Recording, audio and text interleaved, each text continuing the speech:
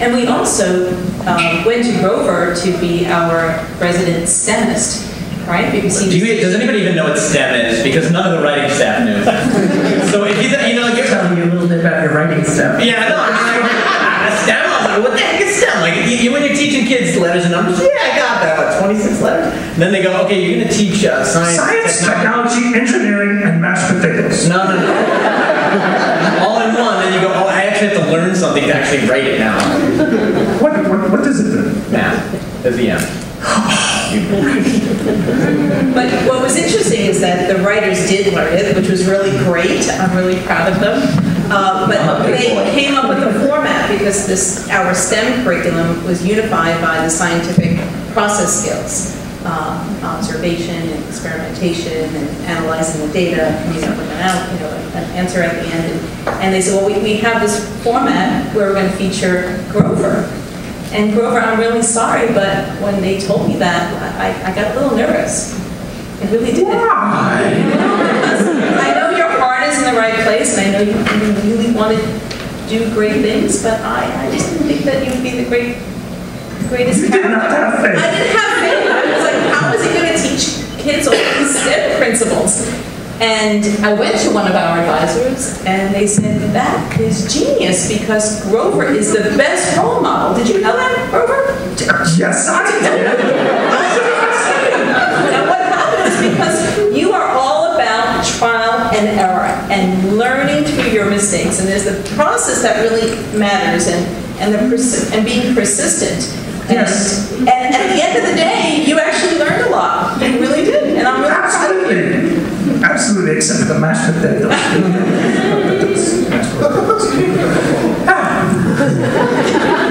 Thank you.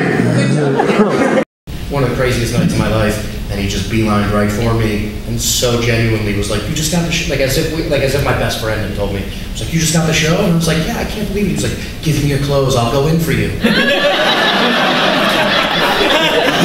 I was like, oh my God, that was the best moment ever. I was like, thank you, Rob. And I walk away. 5 minutes later, he's like, so let me get your number, and what I'll do is I'll take your clothes and I'll go in for you. And I'm like, oh, he's not kidding. At all, was 1,000% not kidding. And I had to like duck away because I was afraid like I was going to get fired if I sent Robin Williams in on my first day. But genius and an amazing man. The best was the Captain Kirk was just hysterical. He was counting the numbers. He was counting 1 through 10, and just the way that Eric did it. But can I be the annoying guy? I hate when people do this to me. Can you count to 10 as Captain Kirk? Gosh, I only did it for the show. Well, first of all, I have to thank you, Chris. All right then, is everybody ready to count to 10? 1, 2. Come with me now. 3, 4, 5, 6, 7, 8.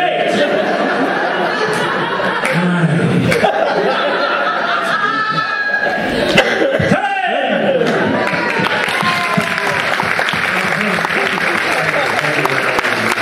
Every puppet is built differently, and so they kind of speak to you that way and kind of tell you what it is they do best, and you just it's so much fun taking a puppet and just discovering new things.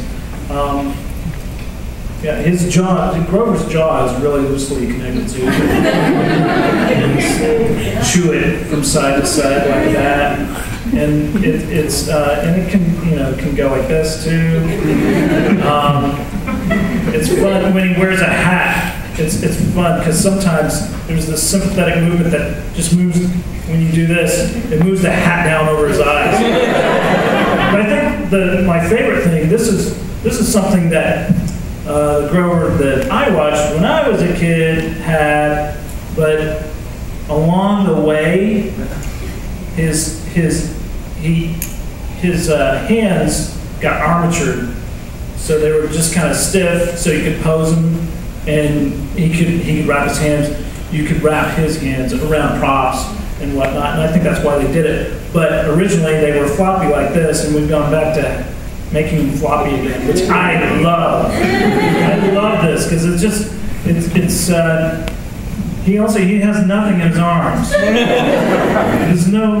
There's no rope or cord or any joints or anything. He's just rope. He's just a stringy spaghetti monster. And it's great that it goes all the way through his body down to his fingertips. I love it. I am very lucky to have my job, and I got this as a gift for do something nice for people, and they'll do nice things for you. I do a character on the show because there are children here. I'm going to call him Fun Uncle.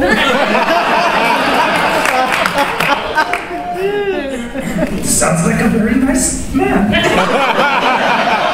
want to meet Fun Uncle!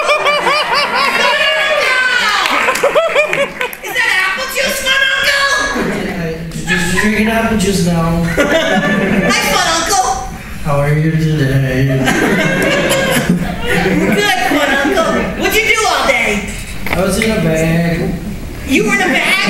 In the bag or in a bag? Both, a little bit of both. The best part about this puppet is eyelines don't matter. No, this was given to me as a gift, and it's one of my most prized possessions in the world. Tell everybody your name, your real name. Sam, Sam! How do we meet, Sam? well, my mom is in advertising and she knows a guy who does voiceover and came to you. And then you sit in my chair. But anyway, so many puppeteers start like Sam's age, and they were influenced by Jim. And what's great about, and Eric said this before, it's like I love the fact.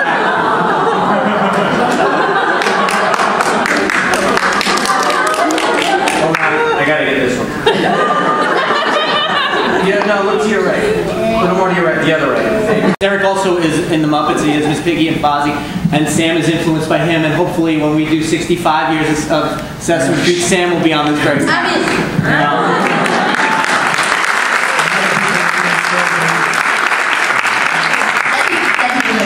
Just saying, just put that out there. What's your Hey Mo, can I ask Mo, have you ever met Bert? I wish. I really wish. I hear he's a very nice guy. Yeah. I also hear he's a fan of the Mo Show. Yeah, I hear you. I also hear he takes about 4 minutes to show up. Yeah. Are you applying because I'm here or because I'm late? Both. Because I can leave again. All right. Hi. What's your name? Mo. Hi, Mo. Yeah. What's your thing? My thing's paper clips. My thing is hosting a puppet thing. Puppets? You like puppets? Yeah, I hate puppets. Puppets are the worst. They creep me out. Oh, really? Yeah. Okay, but you host the show all Just about. glare into your... Yeah. Okay. Yeah, so you go on this show and you just talk about how much you don't like puppets? Yeah, kind of. But I do plots and stuff like we're doing an episode now called Mo Show Clear History, where I press the clear history button on my computer, and it accidentally clears all history, like George Washington. Yeah. That sounds like something Ernie might do. Yeah. I know that's where I want to be, and I know that's what I want to be doing, especially after listening to you guys for the last 2 hours and what you guys do and the impacts that you create. How does that happen? It's different for every one of us. We all made it through different ways. Eric didn't know this was going to be, he was sort of from above. It came down from him. I was studying comedy improv, and I met a woman who was a Muppeteer and a comedy improv person. Never knew that was even a job. I was so ignorant that when I saw Empire Strikes Back, I remember saying to my dad, Frank Oz must be so little to get in that costume. Was a thing. And then when I went to the set and she invited me to the set because I helped out a friend who was on a show, and I was like, this is a thing. And I didn't even care about the puppetry. The guys who did it, Richard Hunt and Jerry Nelson in particular, who both since passed, they were so great at every character they did. And they were like the unsung heroes because they did all what we call the AMs.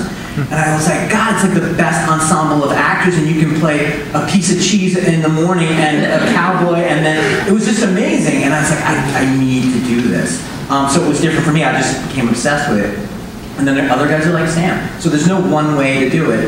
But I'll tell you this, puppetry is huge and big, but comedy for the Muppets, I think to be funny is much more important than to have perfection in your puppetry. So hone your comedy skills and your puppetry skills.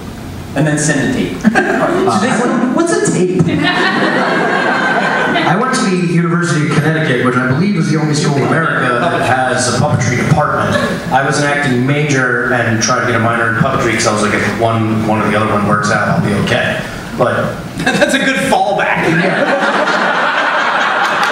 I took theater and economics. I wasn't thinking much. I wasn't thinking much. I just wanted somebody to build me puppets. It's my fault. What do you count? It's great. And don't play basketball.